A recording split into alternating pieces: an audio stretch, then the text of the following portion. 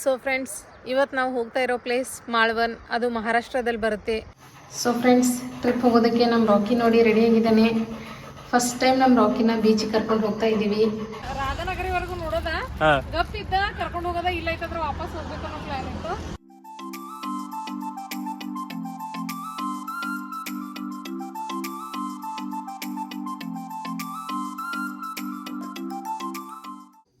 Hello hi friends, welcome back to journey with ಯಶಸ್ವಿ.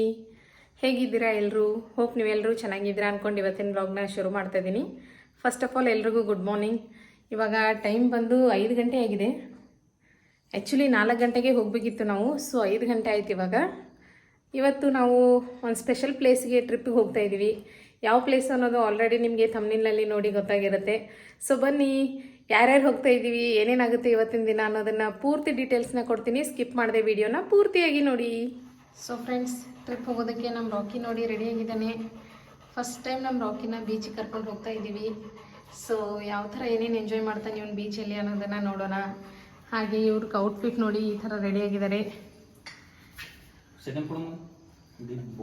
ಹಾಗೆ ಅಕ್ಷಯ್ ಕೂಡ join ಆಗಿದ್ದಾನೆ ನಮ್ಮೊಟ್ಟಿಗೆ. ಸೊ ತಡ ಮಾಡದೆ ಟ್ರಿಪ್ನ ಶುರು ಮಾಡೋಣ. ಹಾಂ ರೀ friends, okay let's go.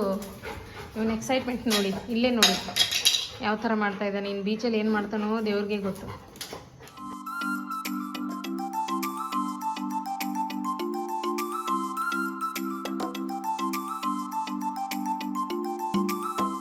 So friends, ಇವತ್ತು ನಾವು ಹೋಗ್ತಾ ಇರೋ ಪ್ಲೇಸ್ ಮಾಳ್ವನ್, ಅದು ಮಹಾರಾಷ್ಟ್ರದಲ್ಲಿ ಬರುತ್ತೆ.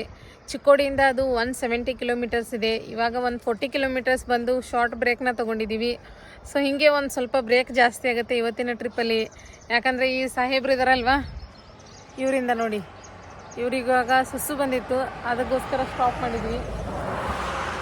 ಇವಾಗೆಲ್ಲ ಮುಗಿಸ್ಕೊಂಡು ಬರ್ತಾ ಇದ್ದಾರೆ. ಮತ್ತು ನೆಕ್ಸ್ಟ್ ಎಲ್ಲಿ ಏನು ಬ್ರೇಕ್ ಮಾಡ್ತೀವೋ ಗೊತ್ತಿಲ್ಲ. ಸೊ ಹಾಗೆ ಇವನಿಗೆ ಬೀಚ್ ತೋರಿಸ್ಬೇಕು, ಬೀಚಲ್ಲಿ ಇವನು ಯಾವ ಥರ ಎಂಜಾಯ್ ಮಾಡ್ತಾನೆ ಅನ್ನೋದು ನೋಡಬೇಕಿತ್ತು. ಹಾಗಾಗಿ ಕರ್ಕೊಂಡು ಹೋಗ್ತಾ ಇದ್ದೀವಿ. ಸೊ ಇವ್ನಿಗೆ ಯಾವ ಥರ ಎಲ್ಲ ಸಿಸ್ಟಮ್ ಮಾಡಿದ್ದೀವಿ ಇಲ್ಲಿ ಅಂಥೇಳಿ ತೋರಿಸ್ತೀನಿ ಬನ್ನಿ. ನೋಡಿ ಈ ಥರ ಮಾಡಿದ್ದೀವಿ. ಇಲ್ಲಿ ನಮ್ಮದು ಹಳೇದೊಂದು ಪ್ಲೈವುಡ್ ಇತ್ತು, ಆ ಪ್ಲೈವುಡ್ನ ಹಾಕಿದ್ದೀವಿ. ಸೊ ಇದೆಲ್ಲದೂ ಸರಿಯಾಗಿ ಕೂತ್ಕೊಳ್ತಾ ಇಲ್ಲ ಅವನು, ಕೂತ್ಕೊಳ್ಳೋಕ್ಕೆ ಬೇಡ ಆಗಿದೆ ಅವನಿಗೆ. ಬರೀ ನಿಂತ್ಕೊಳ್ಳೋದು, ವಿಂಡೋದಲ್ಲಿ ನೋಡೋದು, ಆ ಥರ ಮಾಡ್ತಾ ಇದ್ದಾನೆ. ಸೊ ಆಯ್ತು, ಇವಾಗ ಹೋಗೋಣ ಬನ್ನಿ. ಅಕ್ಷಯ್ ಇಲ್ಲಿ ಕೂತ್ಕೊಂಡ, ಇವಾಗ ರಾಕಿ ಬರ್ತಾನೆ.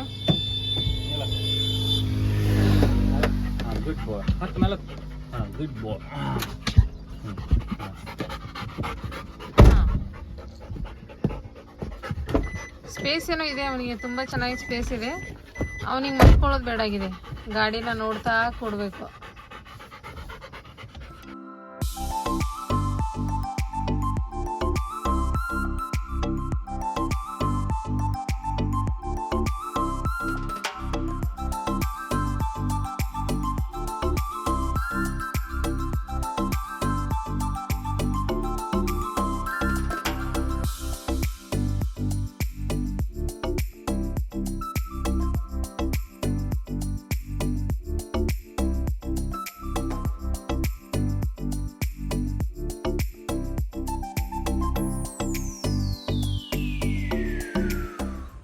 ಸೊ ಫ್ರೆಂಡ್ಸ್, ಇವಾಗ ಸೆಕೆಂಡ್ ಸ್ಟಾಪ್ ತೊಗೊಂಡಿದ್ದೀವಿ, ಸೆಕೆಂಡ್ ಬ್ರೇಕ್.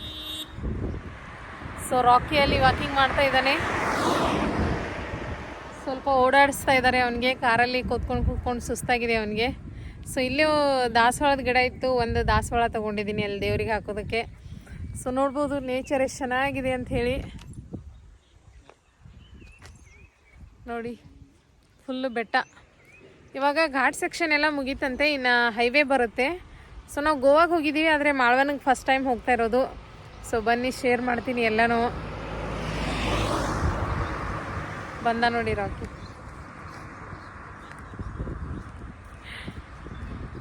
ರಾಕಿ ರಾಕಿ ಹಾಂ ಸಿಟ್. ಅವನು ಇವಾಗ 2 ಗಂಟೆ ಜರ್ನಿ ಆಯಿತು, ರಾಕಿ ಮಲ್ಕೊಂಡೇ ಇಲ್ಲ. ಬರೀ ನೇಚರ್ ನೋಡ್ತಾನೆ ಬರ್ತಾ ಇದ್ದಾನೆ, ಮಲ್ಕೊಂಡೇ ಇಲ್ಲ ಅವನು. ಸೊ ಇವಾಗ ಮಲ್ಕೊಳ್ತಾನೋ ಏನೋ ನೋಡಬೇಕು. ಸ್ವಲ್ಪ ಮಲ್ಕೊಂಡಾಗ ಮಾಡಾಕತ್ತಿದ್ದೆ ಅಷ್ಟೇ. ಮತ್ತೆ ಡಿಸ್ಟರ್ಬೆನ್ಸ್ ಆಗೋದೈತೆ. ಅಲ್ಲಿ ರೋಡು ಹೊಸ ರೋಡ್ ಆಗಿದೆ, ಹಾಗಾಗಿ ಸಣ್ಣ ಕಲ್ಲೆಲ್ಲ ಬಿದ್ದಿದಾವಲ್ಲ, ಅದ್ರದ್ದು ಸೌಂಡ್ ಆಗ್ತಾಯಿತ್ತು ಗಾಡಿ ಹೋಗಬೇಕಾದ್ರೆ. ಆ ಸೌಂಡಿಗೆ ಅವ್ನಿಗೆ ಎಚ್ಚರ ಆಗ್ತಾಯಿತ್ತು. ಅದಲ್ಲದೆ ಸೆಂಟ್ರಲ್ಲಿ ನಾಯಿ ಕಾಣೋದು ಇಲ್ಲ ಪಕ್ಷಿ ಕೂಗೋದು ಏನಾದರೂ ಕೇಳಿಸಿದ್ರೆ ಮತ್ತೆ ಎದ್ದು ಬಿಡ್ತಾ ಇದ್ದ. ಹಾಗಾಗಿ ಮಲ್ಕೊಂಡೇ ಇಲ್ಲ ಅವನು. ಎಲ್ಲ ನೋಡೋದೇ ಆಯಿತು, ನೇಚರ್ ನೋಡ್ತಾ ಬಂದಿದ್ದಾನೆ. ಘಾಟ್ ಮುಗೀತು. ಪೋಂಡಾ ಘಾಟ್ ಇದು ಎಂಡ್ ಆಯ್ತು ಈಗ ಸ್ವಲ್ಪ. ಸೊ ಇದು ನಾವು ಬಂದಿರೋದು ಪೋಂಡಾ ಘಾಟ್ ಮೇಲೆ. ನಮ್ಮದು ರೂಟ್ ಯಾವುದಪ್ಪ ಅಂತಂದರೆ ನಿಪ್ಪಾನಿಂದ ಆದಮಾಪುರ್, ರಾಧಾನಗರಿ, ಅದಾದಮೇಲೆ ನೆಕ್ಸ್ಟು ಪೋಂಡಾ ಘಾಟ್. ಇಲ್ಲಿಂದ ಡೈರೆಕ್ಟ್ ಹೈವೇ ಅಲ್ರಿ. ಇನ್ನೊಂದು ಹೈವೇ ಐತಿ ಮುಂದೆ. ಹಾಂ, ಎಷ್ಟು ಕಿಲೋಮೀಟರ್ಲಿ? ಇನ್ನೊಂದು 20 ಕಿಲೋಮೀಟ್ರ್. ಓಕೆ, ಸೊ ಇನ್ನೊಂದು 20 ಕಿಲೋಮೀಟ್ರಲ್ಲಿ ಹೈವೇ ಹತ್ತತ್ತೆ. ಸೊ ಬನ್ನಿ ಜರ್ನಿನ ಕಂಟಿನ್ಯೂ ಮಾಡೋಣ. ಸಾಕು ಬ್ರೇಕ್ ಇವಾಗ. ರಾಕಿ ಸಾಕಪ್ಪ, ಮತ್ತು ನೆಕ್ಸ್ಟ್ ಎಲ್ಲರೇ ಬ್ರೇಕ್ ತಗೋ. ಬ್ರೇಕ್ಫಾಸ್ಟ್ ಎಲ್ಲರ ಮಾಡೋಣ. ಗುಡ್ ಬಾಯ್.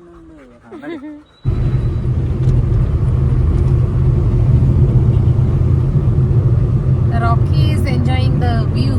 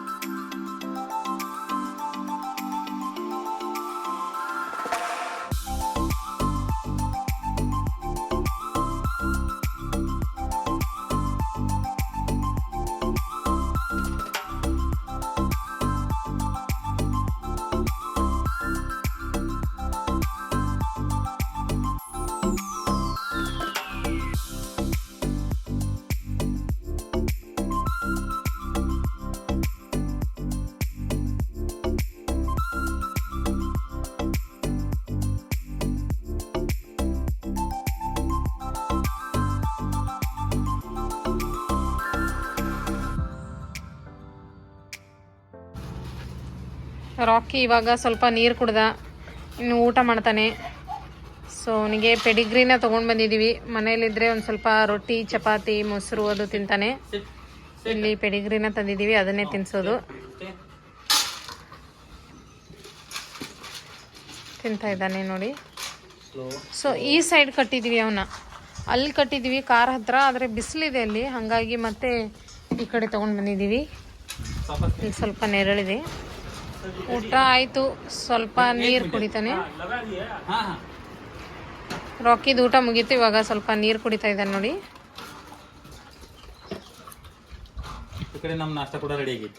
ನಾಷ್ಟ ರೆಡಿ ಆಗೈತಿ. ಸೊ ಅದೇ ಆಗಲೇ ಹೇಳಿದ್ನಲ್ವ ನಾನು, ಎಲ್ಲ ಹೋಟೆಲ್ ಥರ ಇಲ್ಲಿ ಇರೋದಿಲ್ಲ.